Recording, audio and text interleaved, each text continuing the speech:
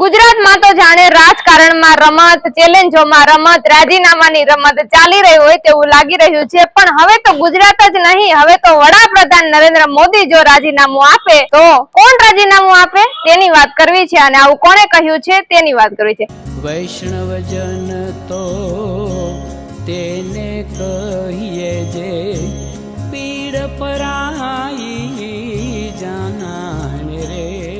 નમસ્કાર, નવજીવન ન્યૂઝ સાથે હું છું અમીષા। ગુજરાતમાં જેમ જો તેમ 3-4 દિવસથી રાજીનામા અને ચેલેન્જનો જે દોર ચાલી રહ્યો છે અને આ રાજીનામું પહેલા કોણ આપે ને આજે જે સોમવારે વાત થવાની હતી કે અધ્યક્ષ સામે રાજીનામું આપશે એવી કાંતિ અમૃતિયાની પણ વાત હતી અને તેને લઈને જે સોમવાર આવે તે પહેલા જ હવે તો ઈસુદાન ગઢવી જે પાર્ટી પ્રદેશ પ્રમુખ આમ આદમીના છે તેમણે કહ્યું હતું કે ગોપાલ ઇટાલિયા રાજીનામું નહીં આપે અને તેમણે તો ત્યાં સુધી કીધું હતું કે 161 જો ભારતીય જનતા પાર્ટીના ધારાસભ્યો રાજીનામું આપે તો આમ આદમી પાર્ટી લડવા તૈયાર છે। પણ વાત એટલી જ સીમિત નથી, અહીંયાથી પૂરી થતી નથી, પણ હવે તો આમ આદમી પાર્ટીના જે નેતા રાજુ કરપડા છે તેમણે તો ત્યાં સુધી કહી દીધું કે હવે વડાપ્રધાન નરેન્દ્ર મોદી જો રાજીનામું આપે તો ગોપાલ ઇટાલિયા રાજીનામું આપે। લો બોલો, ગુજરાતને છોડીને હવે તો ભારત સુધી પહોંચી ગયા। ત્યારે શું નરેન્દ્ર મોદી રાજીનામું આપશે? શું કહી રહ્યા છે આમ આદમી પાર્ટીના નેતા રાજુ કરપડા? તમે તેમને પણ સાંભળી લો।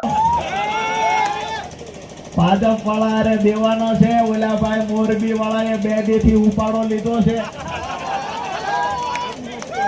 મેં આજે વિનંતી અહીંયાથી મીડિયાના મિત્રો છે વિનંતી કરું છું કે મોરબી વાળા ભાઈને મગજની દવા લેજો, કઈક માનસિક તકલીફ થઈ ગઈ છે। અહીંયા થોડી વાર થાય તો એ કે હું રાજીનામું દઈ દઉં, ગોપાલભાઈ લડવા આવે।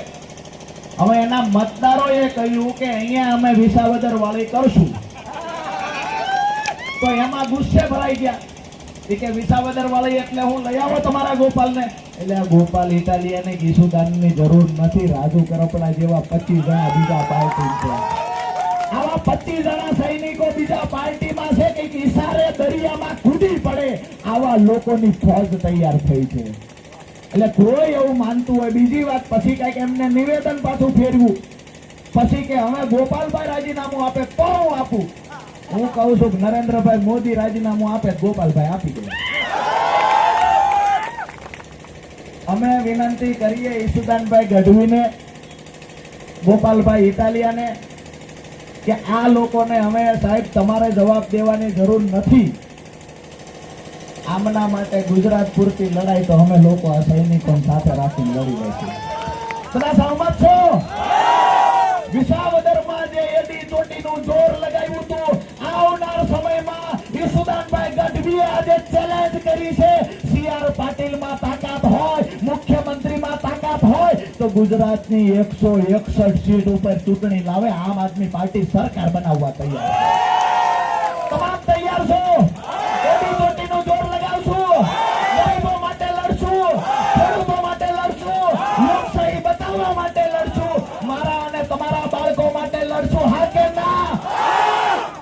આપ સૌનો આજના કાર્યક્રમમાં ઉત્સાહ સાથે ઉપસ્થિત રહેવા બદલ હું રાજુ કરપડા અને આમ આદમી પાર્ટી પરિવાર હૃદયપૂર્વક આભાર વ્યક્ત કરું છું।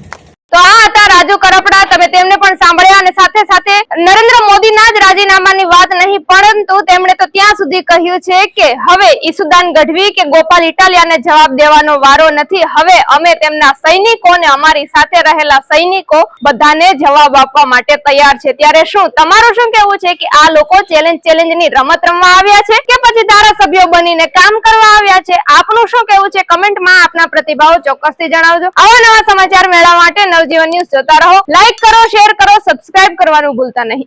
વૈષ્ણવજન તો તેને કહીએ જે પીડ પરા